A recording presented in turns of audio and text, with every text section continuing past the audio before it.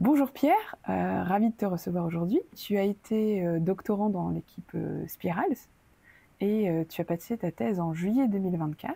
Est-ce que tu peux nous en dire un peu plus? Alors oui, c'est une thèse qui s'est appelée Améliorer la surallocation des ressources pour la consolidation dans le IaaS. D'accord. Et qu'est-ce que ça veut dire? Pas de panique, je vous explique.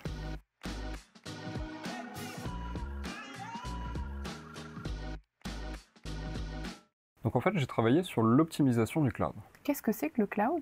Alors le cloud, en fait, c'est un ensemble de serveurs auxquels on accède à distance, des serveurs connectés au réseau, et on centralise dans un même centre de données, un data center, un grand nombre de serveurs, un grand nombre de cœurs de calcul, de mémoire, que l'on partage entre différents clients.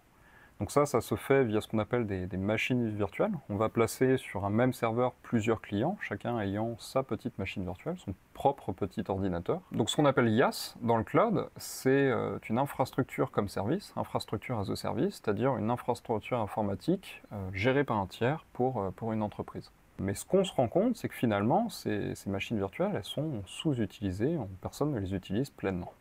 Et pourquoi est-ce que toutes les ressources ne sont-elles pas utilisées? En fait, lorsque les clients vont choisir un nombre de ressources virtuelles, ils vont avoir tendance à anticiper un pic d'utilisation. Et de manière un peu similaire à ton ordinateur, qui ne tourne pas en permanence à 100%, eh bien, une machine virtuelle, elle n'a pas besoin tout le temps de toutes les ressources de calcul qu'elle a commandées. Finalement, on voit que les serveurs dans les centres de données, ils ne tournent qu'à en moyenne 30 à 40% de leur capacité réelle. Ce qui fait qu'en théorie, on aurait besoin de beaucoup moins de serveurs que ce qu'on a actuellement. Ce gâchis de ressources, c'est un problème parce qu'avoir besoin de trop de serveurs, ça engendre de la fabrication d'équipements informatiques dont on peut se dispenser. Et la fabrication d'équipements, c'est beaucoup de matières premières, c'est beaucoup d'émissions de CO2. Et tout ça, on pourrait potentiellement l'éviter. Et est-ce qu'il y a des solutions à ce gaspillage de ressources? En effet, en fait, les fournisseurs cloud peuvent partager les ressources physiques entre plusieurs clients.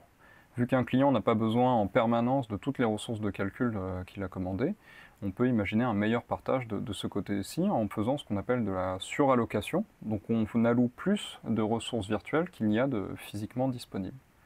Donc ça peut être fait de manière assez globale. Donc on regarde que, en moyenne, sur les serveurs, vu que les VM les machines virtuelles, n'utilisent que 30% de leurs ressources, on pourrait théoriquement proposer 3 fois plus de ressources virtuelles que physiquement disponibles, et donc réduire de 3 fois la taille du parc de serveurs. Mais ça a des limites, parce que finalement, ce n'est que des moyennes, et en pratique, eh bien, une machine virtuelle peut avoir besoin d'une ressource en même temps que ses voisins, parce qu'il y a un pic d'utilisation sur le midi, par exemple. Et donc, dans ces cas-là, il y a des conflits à gérer pour éviter les dégradations de performance. Ça, c'est ce que font les fournisseurs actuellement, mais peut-on faire mieux? Effectivement. Et donc c'est le sujet de ma thèse.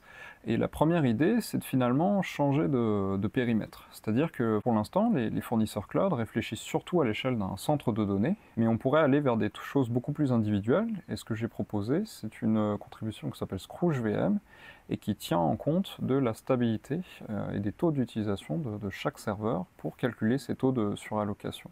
Donc ce qu'on essaye de faire, c'est d'étudier par serveur ce qui est réellement utilisé par les machines virtuelles, la quantité de ressources dont elles ont réellement eu besoin dans le passé, et de voir si cette utilisation est stable dans le temps. Est-ce que c'est quelque chose qui est régulier? Est-ce que c'est une machine virtuelle qui est active le jour, passive la nuit? Ou est-ce qu'au contraire, il y a quelque chose de plus erratique? C'est une machine virtuelle qui se réveille de temps en temps, et donc qui est plus difficile à prévoir. Donc si un serveur connaît des pics d'utilisation qu'il est difficile de prévoir, il vaut mieux ne pas trop proposer de surallocation dessus pour garantir ses ressources. Et au contraire, sur un serveur qui est stable dans le temps, donc qui est facile à prédire, eh bien on peut proposer de plus en plus de ressources virtuelles pour un nouveau déploiement parce que l'utilisation est relativement prédictible. Et peut-on aller plus loin? Toujours. Une des limites de l'approche actuelle, c'est que finalement, un client choisit si sa machine virtuelle doit partager ses ressources ou ne doit pas le faire. Mais il n'y a pas vraiment d'entre-deux. Il ne peut pas choisir d'en partager seulement une partie. Donc une deuxième contribution de cette thèse, ça a été de proposer une architecture qui s'appelle le Sweet Spot VM et qui permet ça. Il permet à chaque client de choisir en fait quel cœur de calcul elle souhaite partager et quels cœurs de calcul doivent plutôt préserver leur performance. Et ça permet une gestion un peu plus fine des taux de surallocation dans le centre de données et donc de permettre de généraliser un petit peu la surallocation, même à des contextes où une partie des performances doivent être garanties aux clients. Mais les utilisateurs peuvent-ils refuser de partager les ressources qu'ils louent? Oui, en pratique, il y a finalement différents types de clients. Certains clients ont une priorité absolue sur les performances. Et donc, en pratique, les fournisseurs cloud opèrent différents parcs de machines. Certaines machines qui partagent leurs ressources entre les différentes machines virtuelles et d'autres parcs de machines dits premium, où là, les ressources ne sont pas partagées entre les clients. Donc on ne peut pas optimiser les machines premium. Mais en fait, si, parce qu'elles ont également du gâchis, mais sur un autre type de ressources, c'est les ressources non allouées. Un serveur, c'est constitué, comme on a dit, d'un ensemble de ressources, des ressources de calcul, de mémoire, mais les machines virtuelles, elles, sont taillées sur mesure. C'est-à-dire qu'elles ont une quantité de ressources de calcul et de mémoire qui est assez différente de leurs machines hautes. Donc ce qu'on voit, c'est que finalement les machines virtuelles dites premium, elles tendent à saturer d'abord le calcul, donc il y a souvent de la mémoire qui n'est pas utilisée. Et sur les machines qui partagent leurs ressources, c'est plutôt l'inverse, le poids du calcul est diminué, et de ce côté-ci, c'est plutôt le calcul qui est sous-utilisé. Et je parie que tu as une solution pour régler ce problème. Alors effectivement, on a proposé nouveau type d'architecture, quelque chose qui s'appelle Slack VM et qui permet de faire cohabiter sur les mêmes serveurs des machines virtuelles qui viennent de différentes gammes tarifaires. Donc celles qui partagent leurs ressources et celles dites premium.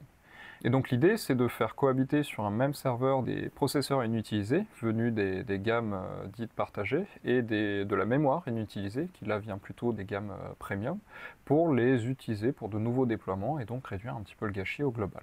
Qui peut utiliser ces 3 contributions? Tout le code qu'on a écrit dans cette thèse, il est disponible publiquement. C'est surtout des outils qui s'adressent aux fournisseurs cloud. On a beaucoup travaillé à partir de leur jeu de données pour voir l'intérêt que ça aurait pour eux.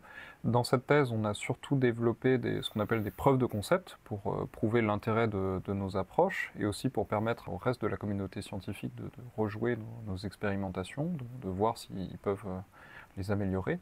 Et donc il y a encore un petit peu de travail pour que ces solutions soient pleinement utilisables par le grand public. Merci Pierre. Merci.